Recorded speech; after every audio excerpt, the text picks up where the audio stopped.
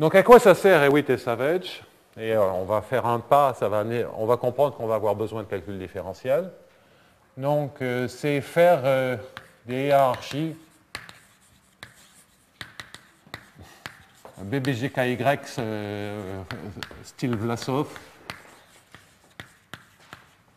Pas spécialement Boltzmann, parce que Boltzmann, il y a des collisions, il y a des échanges. D'ailleurs, on pourrait imaginer du point de vue économique exactement la même chose. Hein. Ces deux personnes échangent des attributs. C'est une collision. Bien. Hiérarchie BBGKY Vlasov. Alors, de quoi on démarre? On démarre de n particules indistinguables. N particules identiques. Et j'écris tout ça par xi point. Xi, ça peut être le couple position-vitesse.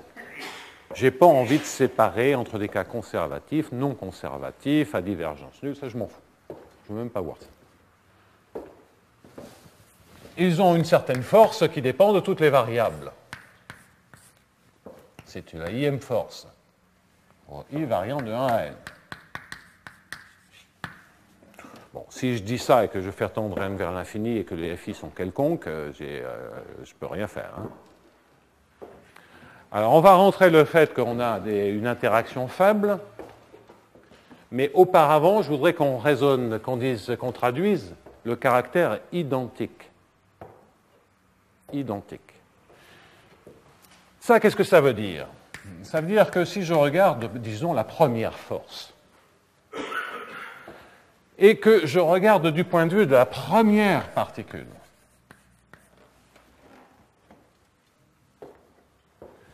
tous les autres particules jouent toutes le même rôle. Donc j'ai ici x2, xn, et là j'ai une fonction symétrique de n-1 variable. Ça, c'est l'aspect identique. Ensuite, si j'échange la première et la deuxième, je passe en échangeant les deux variables, du point de vue de la première particule, je les renumérote, à la deuxième particule. Je tombe sur F2.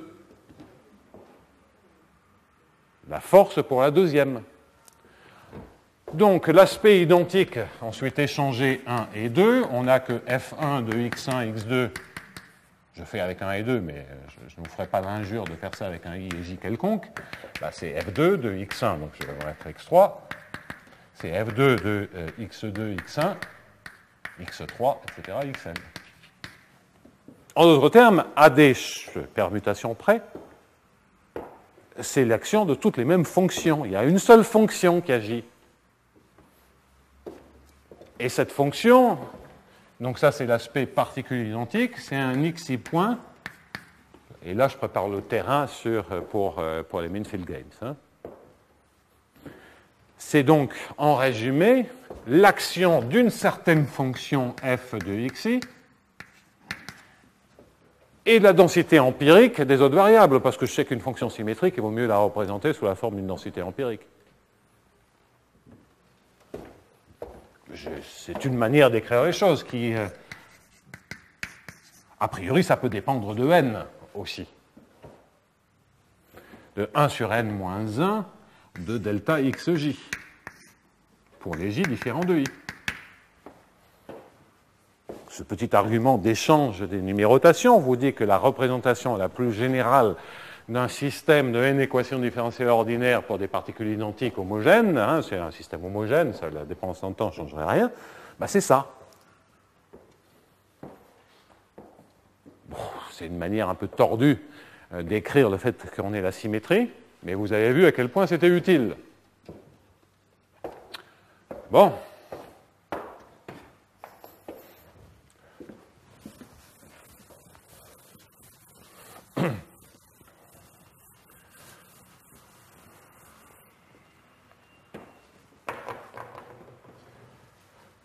En d'autres termes, les Fn, je vais supposer pour avoir une limite qui se stabilise, donc les Fn tendent vers F, je remplace directement par un F, et dire qu'on a des interactions faibles, c'est dire que la fonction de la mesure qui est là, elle n'est pas explosive quand n tend vers l'infini. Donc, en résumé, particules identiques, interaction faible, c'est simplement se donner une fonction sur Q, 3P de Q. C'est-à-dire une fonction de la position et d'une mesure.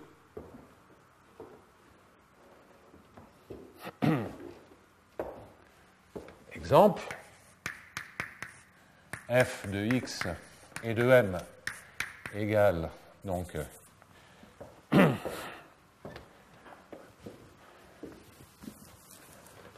si x est égal au couple y position vitesse v,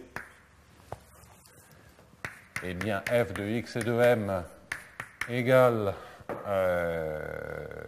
v. Et ici, je vais mettre une certaine force convolée avec m. Ça, c'est Vlasov. C'est xi point ou yi point égale vi, vi point égale 1 sur n moins 1, somme de j différente de i, de un f de xi moins xj, avec une force à deux corps. Pardon? C'est pas le même f. Oui, ben, je suis un peu à court de, je suis un peu à court de lettres. Hein. Et puis le gradient, je vais mettre xi ici, quitte à avoir des notations barbares. Xi, xi point. Et puis ici, je vais mettre un gradient potentiel. Ça sera aussi bien, non? Ça ressemblera encore plus à du Newton. Donc vous voyez mon jeu de notation, hein, dans le cas de l'équation de Vlasov. Vous pouvez prendre d'autres exemples. C'est n particules en interaction. Donc ça, c'est un jeu de notation avec un f de x et de m.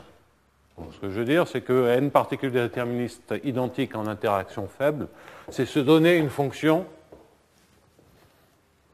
sur les x et sur les mesures. Bon. Et on voudrait décrire ce système de n particules quand n tend vers l'infini. Alors, bon, si on s'acharne à suivre toutes les positions, on ne s'en sort pas.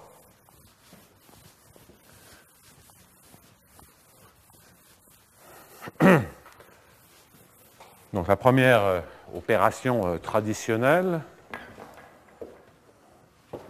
tout ce que je vais vous dire, c'est toujours ça risque d'être un signe près, hein, c'est de se donner une loi de proba initiale, donc c'est quelque chose dans Pq puissance n, qui va être symétrique, mes particules sont indépendantes, sont identiques, et de dire, je vais regarder le transport par le flot déterministe de cette mesure. En d'autres termes, je résous l'équation de Liouville, dmn sur dt, plus la divergence totale, la divergence, donc ça je vais l'écrire proprement, somme de i égale 1 à n, de divergence en xi, de f, étant entendu que c'est un f de xi et de 1 sur n moins 1, somme de j différent de i de delta xj, fois mn. Et ça, c'est égal à 0, avec comme condition initiale que mn à l'instant initial est donné par mn0. Ça, c'est l'équation de Liouville, qui traduit le transport. Si on a probabilisé les conditions initiales pour mon système différentiel qui est là-bas, probabilisé avec mn0, eh bien mn est la loi de mes particules à l'instant t. Bon. Mais ça, c'est le bazar, ce truc-là. Alors, qu'est-ce que l'on a? On a simplement des mn qui sont des probas symétrique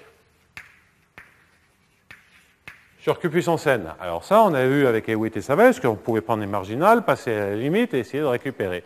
Alors donc le processus, c'est quoi? C'est de dire on prend les marginales et on essaie d'écrire des équations pour les marginales.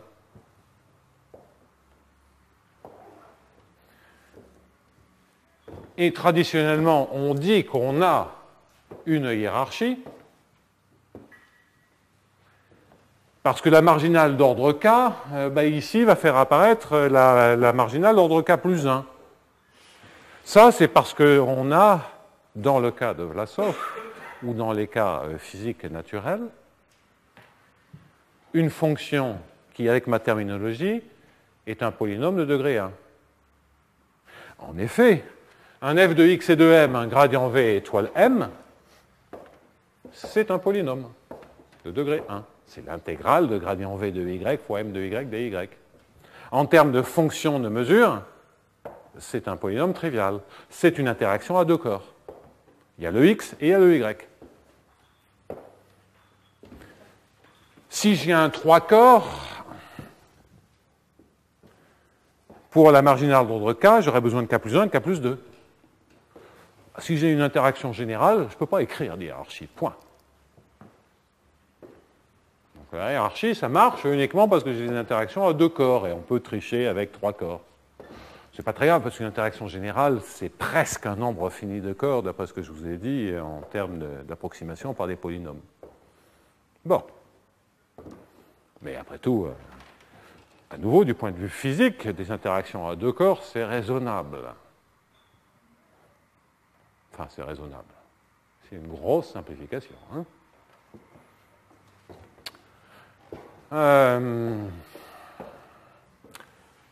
On ne va pas s'arrêter là. On va dire, OK, je vais faire le jeu des hiérarchies, je vais le faire dans un instant. Hein. On a le temps. Mais avant, je vais essayer de vous faire deviner le résultat. Sans hiérarchie, sans rien. On a des fonctions de n variables. On a des mesures de n variables. Donc, d'après le point de vue que je développe, les mn, ça va être un pi. Et le mn de t, ça va être un pi de t, une trajectoire dans l'espace des mesures de proba. Cette équation-là, si je remplace mn par pi de la somme des masses de Dirac, ça me fait un dpi sur dt.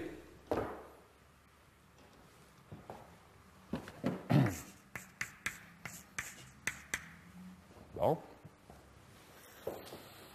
Et ça, c'est quand même assez tentant de se dire que ça devrait quand même ressembler à une sorte de divergence bizarroïde dans l'espace des probas.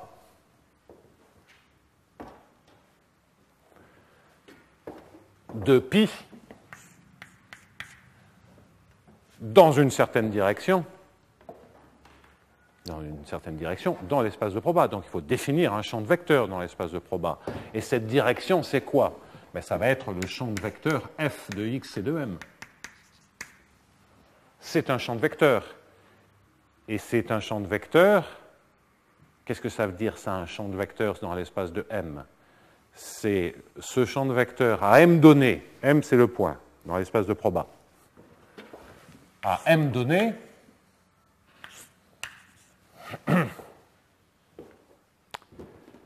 f de x et de m, c'est une fonction de x.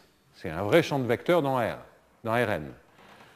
Avec ce champ de vecteurs, vous résolvez une équadif. Cette équadif transporte les mesures. Donc, en fait, ce que c'est f de x et de m, c'est vu comme champ de vecteurs propageant, transportant les mesures. En fait, c'est vraiment un opérateur. C'est l'opérateur f gradient.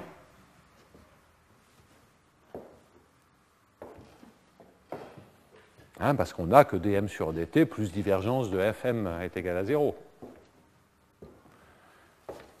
Donc, si je prends dm sur dt plus divergence en x, maintenant, de f scalaire m égale à 0.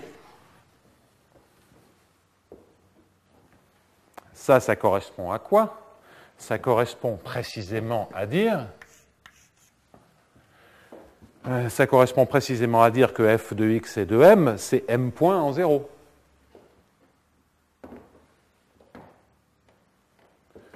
Ça, c'est grosso modo m point en 0. Plus ou moins m point en 0. Bon, j'essaie de l'expliquer avec les mains. Hein, voilà ce à quoi on s'attend. Donc, une équation de transport sur l'espace des mesures. Une équation de transport sur l'espace des mesures, c'est quand même... sur l'espace des mesures, qu'est-ce que je dis? C'est une équation de transport sur l'espace des probabilités sur les mesures, qui est associée à un champ de vecteurs qui est une équation de transport sur les mesures. OK? Bon, ben voilà, ça c'est la réponse. Tout le bazar des hiérarchies, c'est dire ça. Alors si on a la bonne notation, on écrit une ligne, on n'écrit plus de hiérarchie, c'est une ligne, point. Ça n'apporte rien, hein, ça ne permet pas de faire de meilleures démonstrations, mais ça concentre toute l'information là où elle est. Alors on en déduit beaucoup plus, parce qu'on dit que pi est transporté par cette équation, parce que c'est un problème très simple. Et donc la réponse, si on croit ces considérations formelles, et après je vais les justifier dans le cas à deux corps, c'est Vlasov, si on croit ces considérations formelles,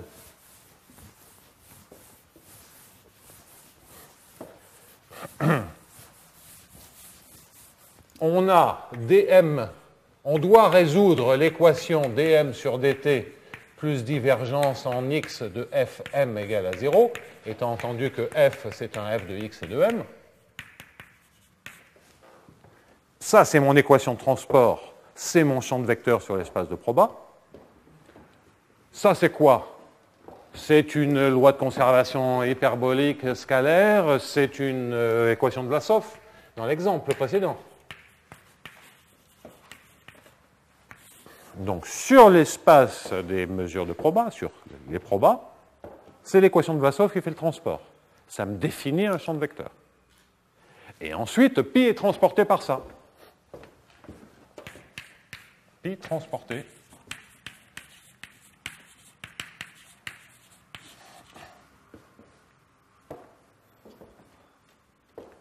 Bon, formellement, si on devine bien, qu'est-ce que ça veut dire?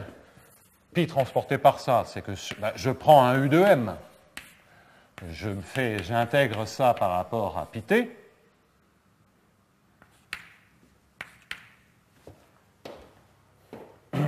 eh bien ça, de quoi s'agit-il? C'est l'intégrale de U de M de t, où M de t est la solution correspondant à M, comme condition initiale, fois des pi0. Bien entendu, je dis que le Mn0 converge au sens de Hewitt et Savage vers un certain pi0. Le 0 est descendu en bas. Alors, on va reprendre calmement ça. Mais ça nous dit, voilà, quel est, pour ce cadre ultra général, qui d'ailleurs n'est pas dans la littérature, qui d'ailleurs se justifie si je prends des forces régulières. On peut d'ailleurs faire, si on en a envie, faire un certain nombre de courts-circuits pour démontrer ça. Parce qu'on est dans un cadre déterministe. Mais après, je rajoute un cadre stochastique, des corrélations, etc. Et là, il n'y a même rien dans la littérature comme outil pour aborder ça. Là, on verra que ça devient transparent. Alors, en général, quand on justifie l'équation de Vlasov, qu'est-ce qu'on dit? On dit que pi0, c'est une masse de Dirac en M0, c'est-à-dire il y a chaos initialement. Les particules sont indépendantes initialement. Alors regardez, appliquons cette formule et regardons ce que ça donne.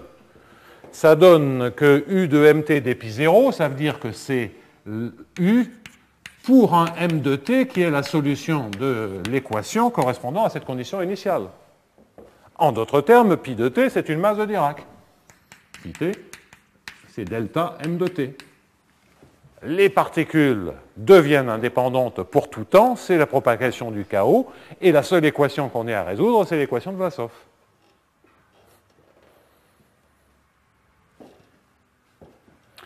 Et d'ailleurs, vous voyez au passage que, assez naturellement, lorsque je veux définir le transport, au lieu de travailler avec l'espace des mesures, définir des divergences dans un espace abstrait qui est le bordel absolu, vous voyez que la manière dont je vais définir le transport des mesures, c'est en le faisant taper sur des fonctions continues. Donc ce sera beaucoup plus simple de regarder les objets qui sont ici,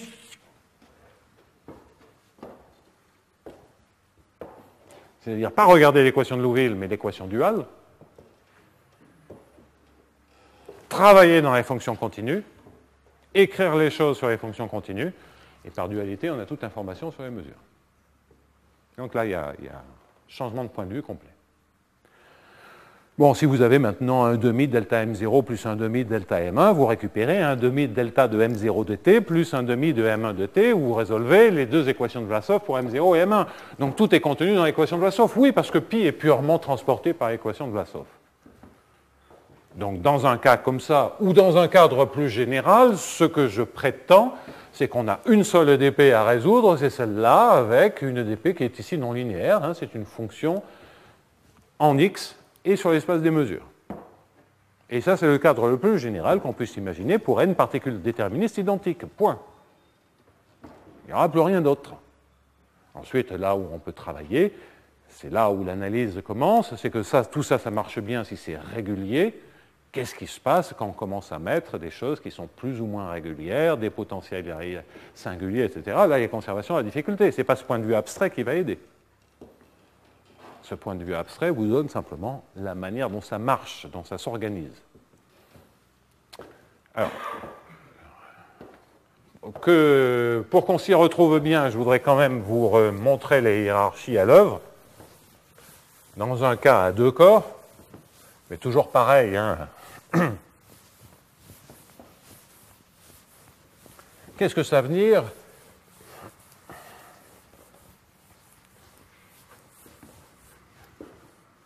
Donc lorsque je prends des fonctions continues sur P de Q, je vous ai parlé des polynômes, et un polynôme de degré 1, c'était une intégrale de phi de y, m de y, dy. Mais là, j'ai un x. Donc l'analogue d'un polynôme dans cette situation produit sur de Q croix Q, c'est quoi? C'est une intégrale de phi de xy dm de y. Voilà le monôme paramétré par x. Donc ça, c'est mon f de x et de m. C'est un noyau. Oui. Cette équation de Vlasov, Oui. elle est comme méchamment non linéaire. Ben oui, mais On s'attend qu'il y ait des singularités en Vlasov aussi. Oui, alors il faut mettre un epsilon laplacien, raisonner dans le cas régulier. Tu n'as pas de singularité si tu as une. Quand je prends quelque chose de régulier, c'est régulier sur les fonds sur P de Q, ça veut dire régulier pour la convergence faible. Ce sont des noyaux régularisants. Ce n'est pas ponctuel. Donc ensuite, là où tu vas introduire des singularités, c'est quand tu vas retirer ces hypothèses de convergence faible, prendre par exemple des noyaux ponctuels, aller avec la loi de conservation scalaire. Donc là, pour moi, c'est un cas singulier, parce que quand tu prends Burgers, tu prends m de x fois m de x. Donc c'est comme si tu avais pris un noyau d'interaction qui a un delta 0. D'accord? Donc pas un phi qui est C1, C infini, etc. Ce qui d'ailleurs pose des questions très intéressantes. Tu prends Burgers, et au lieu d'écrire d sur dx de m carré, dans le m carré, tu gardes un m, mais tu mets un m étoile rho epsilon. D'accord? Quand epsilon tend vers 0, est-ce qu'on a des solutions régulières? Est-ce qu'on a les bons chocs? Pas clair. Je pense que c'est vrai parce qu'on doit avoir une entropie et ça doit suffire, mais en dimension n, où on ne sait pas qu'une entropie, ça suffit. Bon, caché derrière, il y a toutes ces questions-là, hein, parce que c'est un processus de double régularisation. Et évidemment, quand je mettrai des corrélations, tu auras des lois de conservation stochastiques qui vont apparaître. Ça devrait te faire plaisir. Je m'adresse à Benoît, excusez-moi pour cet aparté. Ok, donc voilà mon phi de f de x et de m, et ça, c'est ça qui contient Vlasov. avec un phi de x et de y qui est simplement le gradient du potentiel en x moins y. Bien. Je le répète, attention, ce point de vue, ce n'est pas destiné à démontrer des cas difficiles analytiques pour des potentiels singuliers. C'est un point de vue qui permet de comprendre comment ça marche et d'aller au-delà de ce qui est connu habituellement. Ensuite, il faut travailler lorsqu'on a des singularités. Là, il y a conservation de la difficulté. Néanmoins, plutôt que de s'acharner à travailler sur les M, je recommande de travailler en dualité. Bon. Dans ce cas particulier où on a en fait un potentiel à deux corps, parce que qu'est-ce que cela veut dire? Si je reviens à un xi point, c'est un xi point qui est simplement donné, j'applique la règle, c'est f de xi 1 sur n-1, donc ça fait 1 sur n-1, somme pour j différent de i de phi de xi xj.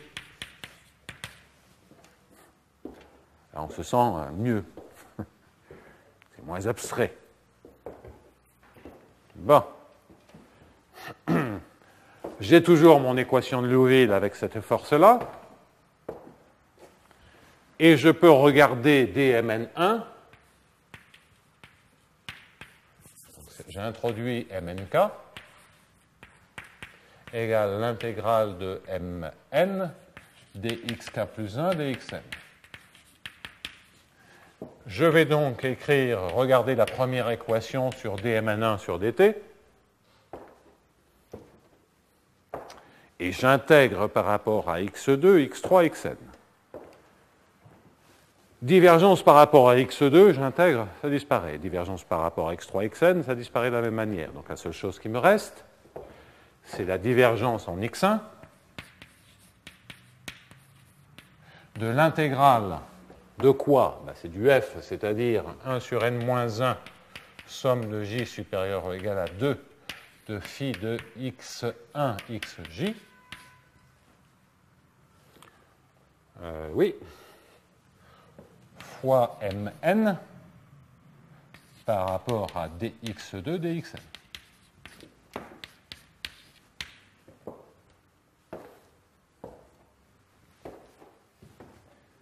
Bien. Qu'est-ce que je récupère ici? Mn est symétrique et j'ai un J qui est ici.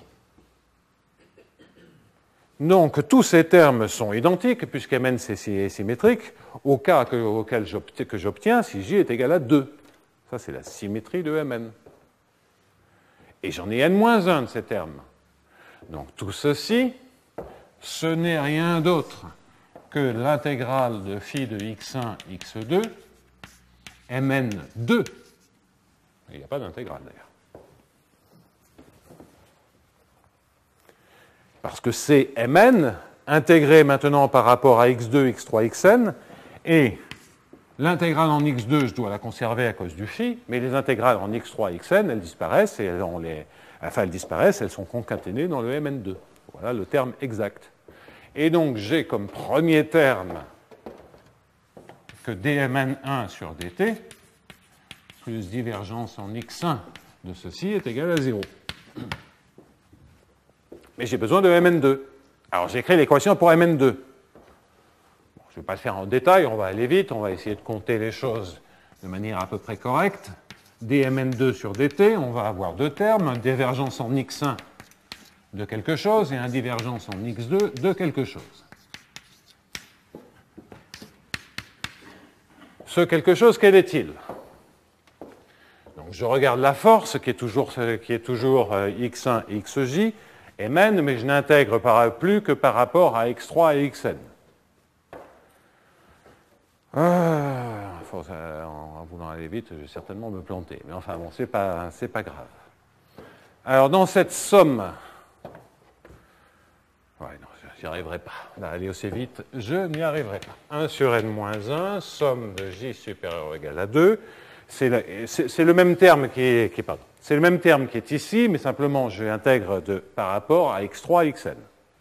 Si j'intègre par rapport à x3, xn, j'ai un premier terme qui est le kj égale à 2, qui est un 1 sur n-1 phi de x1, x2. Et ce que je récupère, c'est mn2. Et ensuite, j'ai tous les j qui sont supérieurs ou égaux à 3. J'en ai n-2.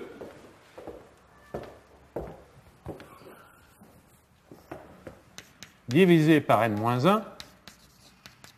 Et qui donne l'intégrale de phi de x1 et x3, mn3 dx3. Je pense que c'est à peu près correct. Et j'ai un terme semblable, symétrique en x1 et x2.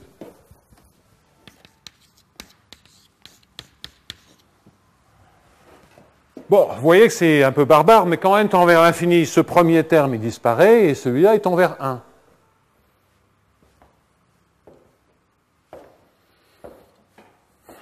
Bon, donc j'ai comme ceci des équations Mn1 qui fait dépendre de Mn2, Mn2 qui dépend de Mn3, Mn3, etc., jusqu'à Mn qui est Mn, qui est l'équation de départ.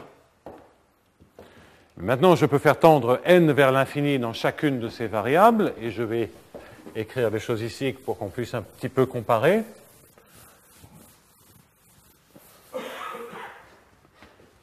Et je vais récupérer un dm1 sur dt, plus divergence en x1. Alors ça, cette équation,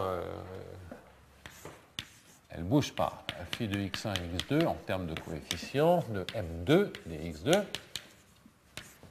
C'est la première équation. La deuxième équation, c'est dm2 sur dt plus divergence en x1 de l'intégrale de phi de x1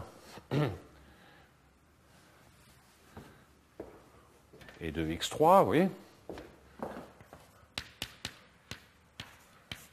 m3 dx3. Je préfère regarder les numéros, comme ça on se repère un tout petit peu mieux. Enfin, moi.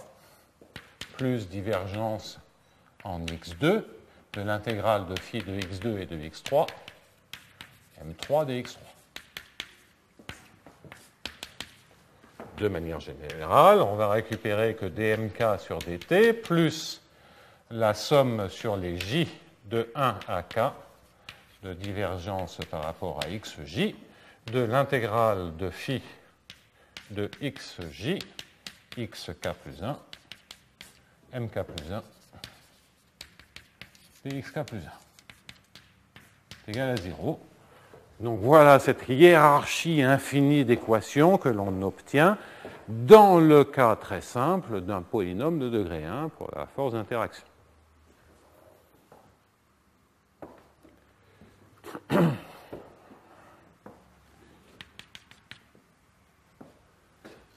OK.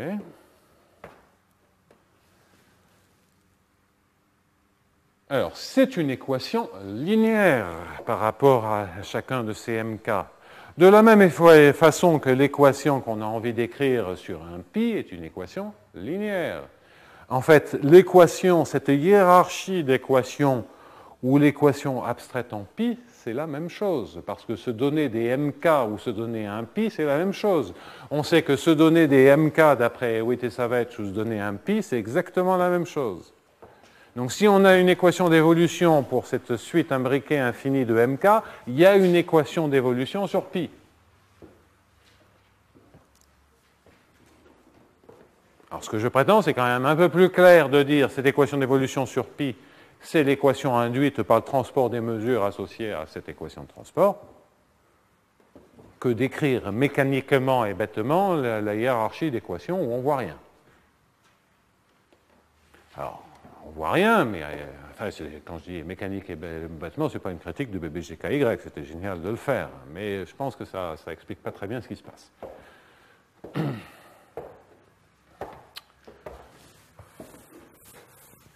Le point de vue.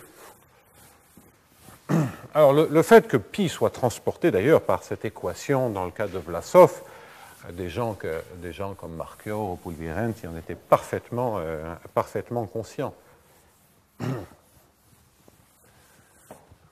Et il y a eu quelques tentatives d'écriture abstraite de cette équation de transport.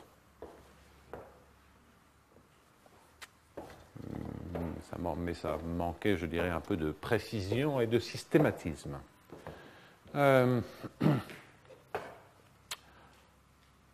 Le lien maintenant entre les deux points de vue, qui doit exister parce que si on a un MK, on a un pi, si on a un pi, on a un MK, quel est-il? Alors la première observation, c'est que si je suppose que mes MK, c'est un produit de M de xi et de t pour i variant de 1 à k. Si je cherche a priori une solution sous cette forme, eh bien, vous pouvez vérifier, on va le vérifier sur la première et c'est la même chose sur la deuxième, que toute la hiérarchie se résume, est équivalente de modulo cette identité, à dm sur dt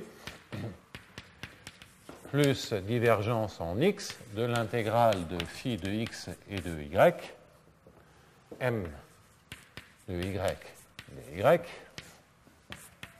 m de x égale à 0. M égale à 0.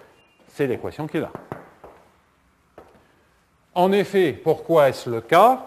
Vous avez ici m de x1, m de x2. C'est exactement ce que je viens d'écrire. On regarde ici, et qu'est-ce que l'on récupère? On récupère m2, c'est m de x1, m de x2, et on va récupérer deux copies de cette équation. La première partie, c'est cette équation multipliée par m de x2. La deuxième partie, c'est cette équation en x2 multipliée par m de x1. Tout se factorise là-dedans. Parce qu'on a la bonne structure. Donc, ce que cela veut dire, c'est qu'on a, si on suppose, bon, donc c'est trivial à ce niveau-là, ça se vérifie facilement à ce niveau-là, on le vérifie à tous les ordres, sans difficulté.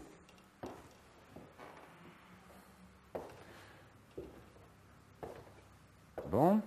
Ce que cela veut dire, c'est que si initialement les MK à l'instant t0, t égale à 0, sont donnés par un produit, à nouveau, c'est l'hypothèse de chaos initial, M0 de xi. Eh bien, si je résous dm sur dt, si je résous cette équation avec m à l'instant t égale à 0 qui est égal à m0, ça me définit un m de t. Je prends le produit de ces m de t. Si tout est régulier, j'ai trouvé une solution de la hiérarchie.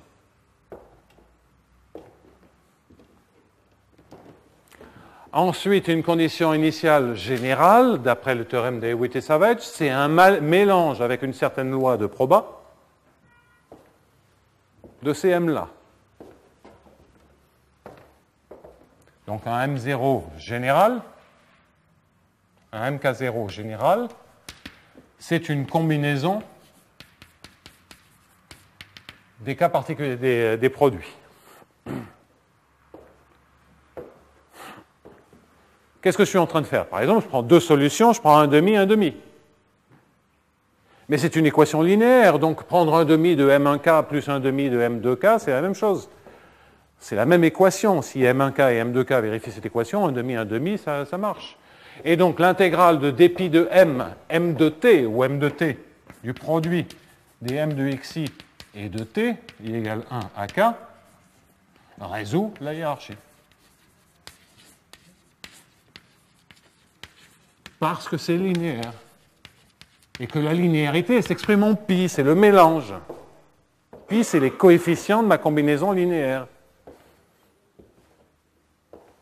Donc le point de vue de la hiérarchie, c'est on écrit la hiérarchie, on constate que si initialement il y a un produit, ce produit, il peut être propagé, s'il y a unicité, il est propagé en résolvant cette équation-là. Et en fait, cela permet de traiter par superposition linéaire le cas général. Simplement, on superpose avec pi. On résout et on remélange avec pi. Ce qui est une manière très compliquée de dire ça. C'est de dire que pi est transporté par l'équation qui est là. Les points de vue sont identiques, sont équivalents. Il reste que, ça c'est le point de vue classique, hein, je vais un peu vite parce que ça m'entraîne un peu loin de mon cours, c'est quand même la mécanique statistique classique pour une interaction à deux corps. Genre qu'on peut écrire effectivement avec toutes les marginales. On peut dire s'il y a propagation du chaos, il suffit de résoudre l'équation de Vlasov. Si on veut juste démontrer qu'il y a initialement, les conditions initiales sont indépendantes et que ce qu'on récupère à la limite, c'est l'équation de Vlasov, on peut faire un court-circuit sans écrire les hiérarchies. Donc on peut travailler sur les équadifs, en d'autres termes. Ça, c'est possible. Mais si on veut vraiment le mécanisme général sans faire d'hypothèse et de raccourci, on a des conditions initiales générales, on a les hiérarchies. Pour résoudre, on prend ces équations-là et soit on transporte le mélange grâce à cette équation de champ moyen. C'est une équation self-consistante. Soit on joue à ce jeu plus explicite, entre guillemets, en termes de notation, qui consiste à dire, voilà comment je crée les éléments de ma hiérarchie. La réponse est la même dans les deux cas de figure. Qu'est-ce qu'on fait? On résout cette équation. À la fin, il n'y a que cette équation. On résout cette équation, et après, on mélange avec les pi. Et ça, abstraitement, ça veut dire transporter pi par cette équation. On a une mesure sur un certain espace qui est l'espace des mesures. On a une équation de transport sur cet espace de mesure, c'est l'équation effective.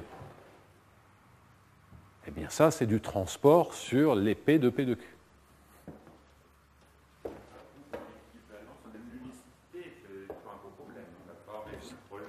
L'unicité est un très gros problème. Donc, tu peux très bien imaginer que tu arrives à passer à la limite au niveau abstrait, tu arrives à passer à la limite sur je ne sais pas très bien quoi d'ailleurs. Le point de vue abstrait ou les hiérarchies, je pense que ça doit être, on doit pouvoir démontrer que c'est équivalent sans aucune hypothèse, parce que ça c'est. Mais attention toujours à quelle force on met. Hein, si on commence à mettre des Dirac d'interaction comme du Burgers, donc les points de vue ne sont pas équivalents là-dedans. Pourraient ne pas être équivalents.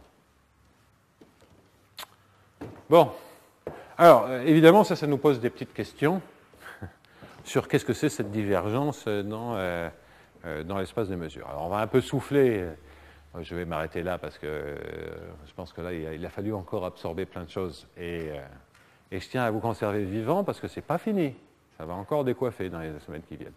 Donc, ouais d'accord, hein, mais tout le monde n'est pas chauve, hein. Ou presque. Il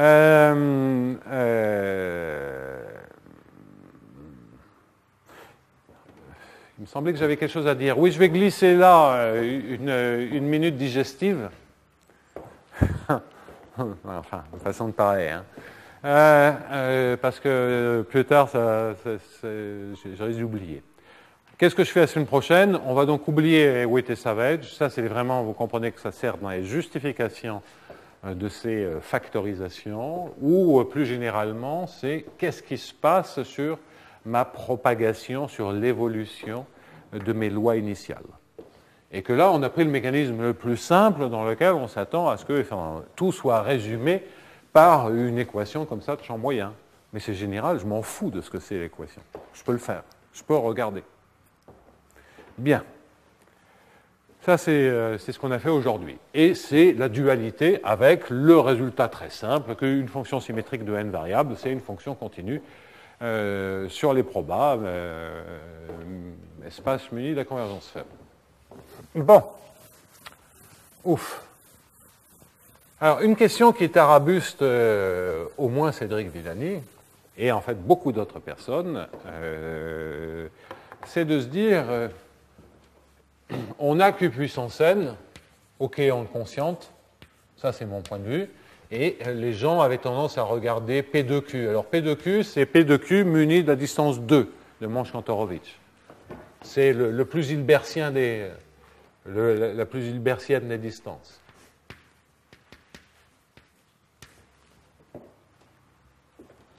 Bon. La question, c'est que les gens se posent, c'est est-ce qu'il y a des notions de volume sur P de Q? Parce qu'on a un espace qui finalement se comporte tellement comme un espace de dimension finie qu'on a envie de dire, est-ce qu'on n'aurait pas une notion de volume? Alors, je ne sais pas très bien ce que ça veut dire, une notion de volume. Okay. Une autre manière de dire les choses, c'est est-ce qu'il y a des probas, est-ce qu'il y a des pi particulièrement intéressants? Alors ça, c'est qu'est-ce que ça veut dire particulièrement intéressant? Alors, en dimension 1, il y a un objet bizarroïde qui a été introduit en dimension 1, c'est-à-dire Q, c'est 0, 1. Where? Il y a un objet assez bizarre qui a été introduit qui est c'est comme si on avait une forme volume, mais je prétends qu'il n'y en a pas, et qu'on ait par rapport à ce volume une densité qui serait l'entropie.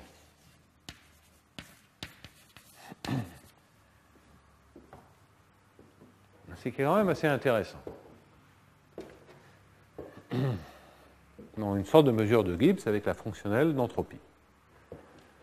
Qui évidemment ne charge que les densités qui sont dans L log L. Donc voilà un exemple de ce que ça pourrait être des mesures intéressantes sur l'espace des probas. Et là, on sent ça en rapport avec la physique statistique, etc., etc. Bon, que ce soit l'intégrale de M log M ou d'autres trucs, ça n'existe pas, il n'y a rien. On ne sait pas construire, à part en dimension 1 et un truc qui ressemble à ça, on ne sait pas construire des mesures comme ça. Je pense que ça, c'est quand même étudiable, mais ce n'est pas forcément étudiable par cette limite, parce que les fonctionnelles qui sont là vont effectivement être automatiquement assez lourdes sur les fonctionnelles qu'on va mettre dans ces sortes de mesures de Gibbs, vont quand même être assez lourdes sur des combinaisons de masse de Dirac. Une combinaison de masse de Dirac, ça a une entropie qui est infinie. Alors, il faut un peu épaissir. Et la manière d'épaissir doit dépendre de n. Hein, on a envie de dire que si je prends n points,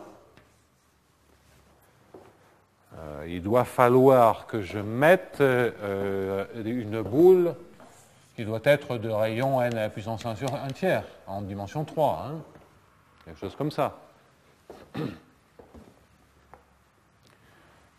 Donc là, on peut parler d'une entropie approchée, en ayant épaissi un tout petit peu. Parce que là, on peut construire une mesure en comptant, c'est compter le nombre de points qui se trouvent dans les boules de rayon delta, c'est du comptage. On revient à la vieille notion d'entropie en termes de comptage.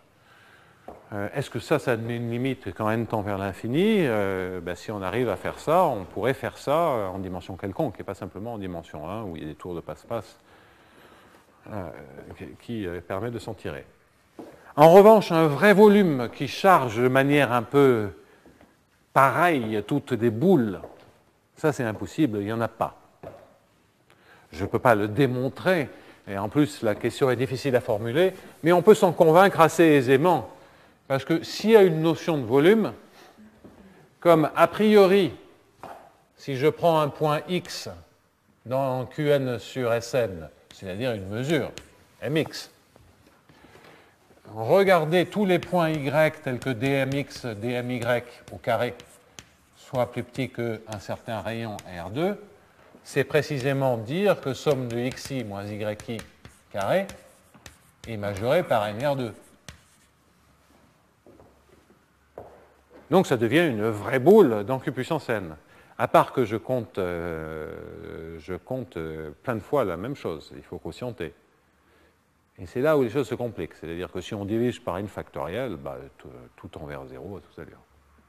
Donc les volumes se trivialisent. Si on multiplie par... donc il faudrait renormaliser par un coefficient très particulier pour, à la fin, récupérer un volume trivial qui est indépendant du rayon. Donc dans tous les cas de figure, ça ne marche pas. C'est pas qu'indépendant du rayon, c'est-à-dire il vaut 0 jusqu'à un certain rayon et plus infini après. Ce qui est une notion de volume, hein, c'est un peu particulière. Donc si on essaie d'approcher ça simplement par ce point de vue des boules, ben, il n'y a rien. Il n'y a pas de volume. Et ça, je crois que tout le monde est intimement convaincu qu'il n'y a pas de notion de volume sur P de Q. C'est-à-dire de proba chargeant un peu uniformément tout P de Q. C'est ça que ça veut dire, la notion de volume. Donc, est-ce qu'il y a maintenant des probas qui chargent à peu près bien toutes les densités, toutes les bonnes densités de probas, tous les M d'entropie finie? Voilà une question très intéressante, c'est trouver des π particuliers qui ne soient pas simplement des combinaisons linéaires de Dirac. Donc, comment trouver des π étalés? Alors, bon, il y a des choses faisables, et puis il y a des choses... Alors une manière de prendre des π étalés, d'en construire, ça va être de prendre une masse de Dirac, de trouver une équation de diffusion sur l'espace des probas, et diffuser. C'est comme ça qu'on peut construire une gaussienne. Bon, alors ça, je sais faire des trucs comme ça. Bon, j'avais promis un moment de respiration, c'est en train de devenir encore plus compliqué. Donc, on va se calmer, enfin moi je vais me calmer, vous allez pouvoir souffler, et vous avez le temps d'oublier ce cauchemar jusqu'à la semaine prochaine. Si vous êtes maso, le cauchemar continue la semaine prochaine. Merci.